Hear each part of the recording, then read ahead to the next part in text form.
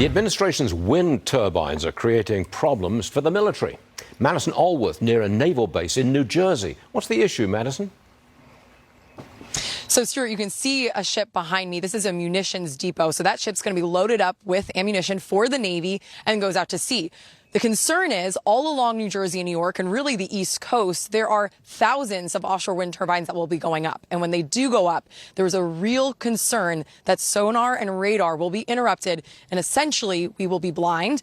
I want to bring in Representative Chris Smith because he knows a lot about this. You just had a bill that passed the House of Representatives on Thursday dealing with this exact issue. Exactly. What is in that bill? Why did you need to push for it to be passed? Well, Madison, and I'm glad the House approved it, it requires the President of the United States to certify that there will be no degrading, weakening, interference with radar.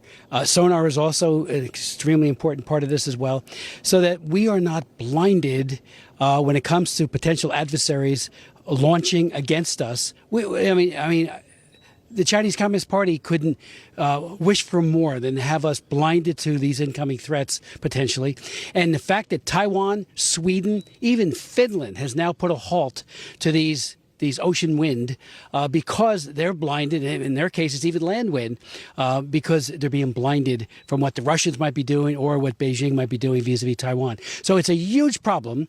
We have one study after another that says, yes, there will be interference. It'll be overwhelming. You'll see things on your screen that aren't there, and so you'll get false imaging. They call it shadowing in some cases.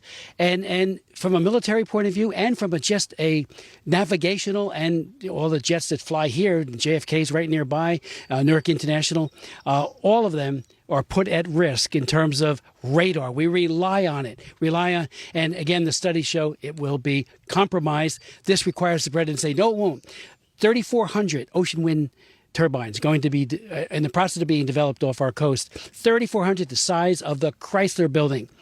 I mean, they're huge. They're bigger than anything that you see in Finland or these other places. Thank you so much. I do really quick, guys, because we did reach out to the Department of Defense to get their comment on this. They do have the clearinghouse that approves these different locations, essentially them saying that the Department of Defense supports the administration's offshore efforts because those efforts, they continue on. Most recently announced on Thursday, the same day that Representative Smith's bill passed, we heard that there would be an official sale of land, offshore wind land in the Gulf of Mexico, also primed for the expansion of this.